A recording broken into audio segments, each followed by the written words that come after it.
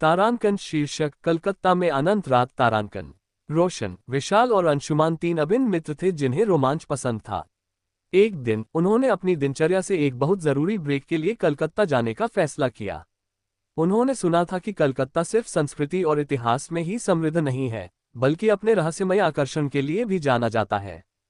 तीनों शहर की खोज करने, स्वादिष्ट भोजन का लुत्फ उठाने और कुछ अविस्मरणीय यादें बनाने के लिए उत्साहित थे। जिस रात वे पहुंचे, उन्होंने शहर के बाहरी इलाके के पास एक विचित्र पुराने होटल में चेक इन किया, जिसमें एक भयानक लेकिन आकर्षक माहौल था। होटल के मैनेजर, एक बूढ़े व्यक्ति ने, जो एक जानकार मुस्कान के साथ था, उन्हें चाबियां दी और चेतावनी दी, ये शहर प्राचीन है, समय से भी पुरानी कहानियों से भरा हुआ है। सावधान रहें कि आपकी रात आपको कहां ले जाती है। रहस्यमय चेतावनी से विचलित हुए बिना तीनों दोस्त सूर्यास्त के बाद बाहर निकल पड़े, कलकत्ता की नाइट लाइफ का अनुभव करने के लिए तैयार। उन्होंने खुद को एक धुंधले पार्क में घूमते हुए पाया जो असामान्य रूप से शांत था। जब वे जाने ही वाले थे, तभी उन्होंने एक पुराने फव्वारे के पास खड़ी तीन खूबसूरत लड़कियों को देखा जो धीरे धीरे हंस रही थीं। हमेशा आकर्षक दिखने वाला रोशन सबसे पहले आया। हाय, हम यहाँ नए हैं, क्या आप हमें घुमाना चाहेंगे? उसने मुस्कुराते हुए कहा। लड़कियां, जिनके नाम रिया, माया और लीला थे, मुस्कुराईं। उनकी हंसी मनमोहक थी, लगभग अलौकिक। जरूर, लेकिन हमारी एक शर्त है, रिया ने चंचलता से कहा। तुम पूरी रात हमारे साथ बिताओ और हम तुम्हें कलकत्ता का एक ऐसा पहलू दिखाएंगे जो पर्यटक कभी नहीं देखते।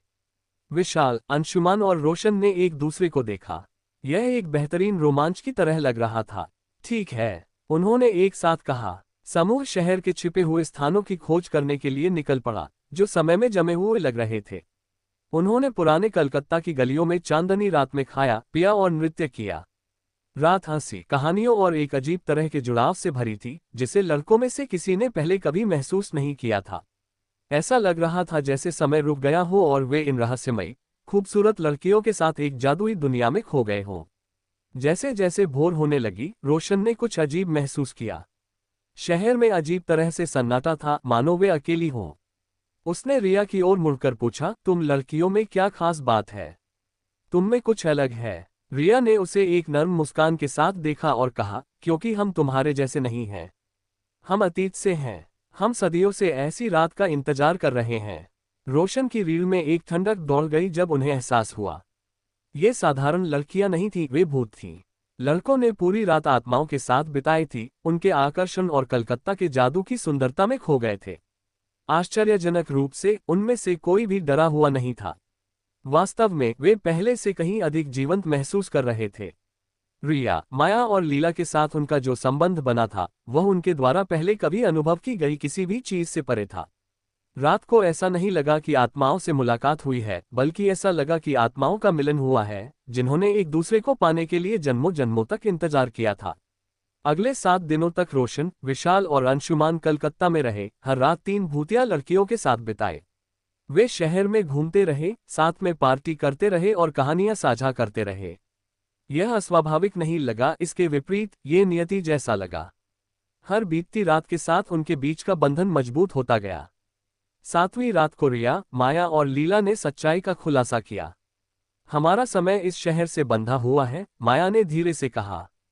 हम इस जगह को नहीं छोड़ सकते, लेकिन हमने सदियों तक किसी ऐसे व्यक्ति के इंतजार में बिताया है जो हमें समझे, हमें वैसे ही प्यार करे जैसे हम हैं। और अब जब हमने तुम्हें पा लिया है, तो हम तुम्हें जाने नहीं देना चाहते। लड़के दिल टूट गए। वे अपने नए प्यार को पीछे नहीं छोड़ना चाहते थे। तो हम यहीं रहेंगे, तुम्हारे साथ, अंशुमान ने घोषणा की। लेकिन लड़कियां मुस्कुराईं। प्यार शाश्वत है, लीला ने कहा। चाहे हम शरीर से साथ हो या आत्मा से, हम हमेशा तुम्हारे साथ रहेंगे। जब भी तुम आ सको हमारे पास वापस आओ।